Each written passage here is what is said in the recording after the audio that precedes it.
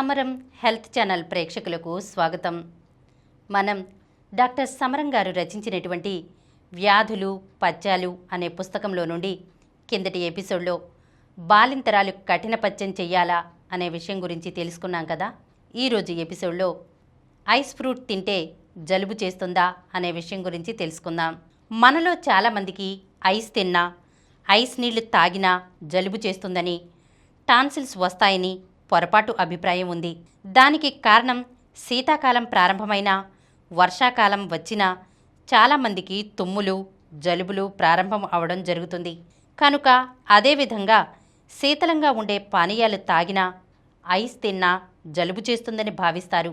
వాతావరణం మార్పు వల్ల చల్లగా ఉండబట్టి జలుబు చేసింది కనుక ఐస్ కూడా చల్లగా ఉండబట్టి జలుబు చేస్తుందని అనుకోవడం పొరపాటు అభిప్రాయం మాత్రమే. సాధారణంగా జలుబు చేయటానికి వైరస్ క్రిమి కారణం కావచ్చు, లేదా దేనికైనా ఎలర్జీ కావచ్చు. కామన్ కోల్డ్ అని మనం సాధారణంగా చెప్పుకునే జలుబు రైనో వైరస్ క్రిమి వల్ల వస్తుంది. ఈ వైరస్ క్రిమి శరీరంలోకి ప్రవేశించగానే ముక్కుల్లోనూ గొంతుకులోనూ ఉండే పల్చని పొర నీరుతో ఉబ్బినట్లు అవుతుంది. చివరికి అక్కడి కణాలు చచ్చిపోయి చీమిడి వలె బయటకు నెట్టివేయబడుతూ ఉంటుంది. ఎండలు హఠాత్తుగా ఎక్కువైనప్పుడు కూడా జలుబు చేస్తుంది. వాతావరణం ఉన్నట్టుండి ఒక్కసారిగా చల్లగా మారినా, ఎండ వలన వేడిగా మారినా మన ముక్కులోనూ గొంతుకులోనూ ఉండే మ్యూకస్ మెంబ్రేన్ అనే సన్నటి పొరలో కూడా మార్పు కలుగుతుంది.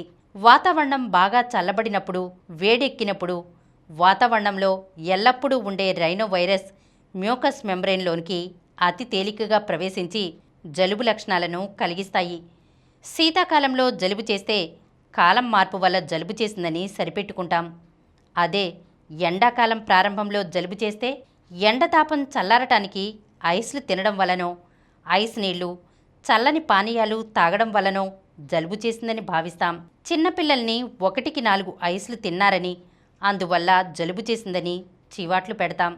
అయితే ఈ వాతావరణం మార్పు కొందరిలో రోగనిరోధక శక్తి ఉండి ఎటువంటి జలుబును కలిగించలేకపోవచ్చు. ఒకవేళ కాస్త జలుబు చేసినా రోగనిరోధక శక్తి ఉంటే అతి తేలికగా తగ్గిపోవడం జరుగుతుంది.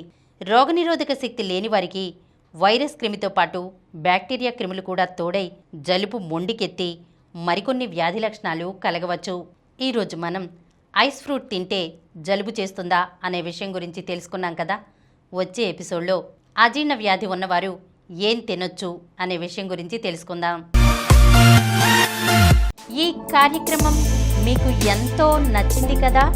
ఇటువంటి మరిన్ని వీడియోల కోసం అనతి కాలంలోనే 20 కోట్లకు పైగా వ్యూస్ సాధించిన సమరం ఛానల్ సమర్పించు సమరం హెల్త్ ఛానల్కు సబ్స్క్రైబ్ చేయండి, లైక్ చేయండి, మీ ఫ్రెండ్స్కి షేర్ చేయండి. అలాగే ప్రక్కనున్న గంట సింబల్ని ప్రెస్ చేయడం మర్చిపోకండి.